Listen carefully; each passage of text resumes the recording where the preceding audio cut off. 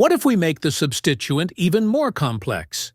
Imagine adding another methyl group to the first carbon of the ethyl group. This creates a substituent with two methyl branches on the first carbon. To name it systematically, follow these steps.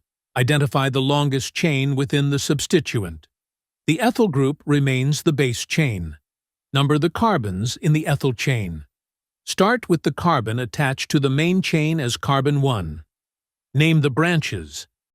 With two methyl groups attached to the first carbon, we name them as dimethyl groups.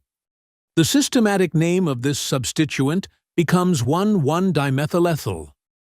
Combined with the parent chain, the full name of the compound is 6-11-dimethylethyl dodecaine. In common nomenclature, this substituent is referred to as a tert-butyl group because it is derived from butane with a tertiary carbon structure.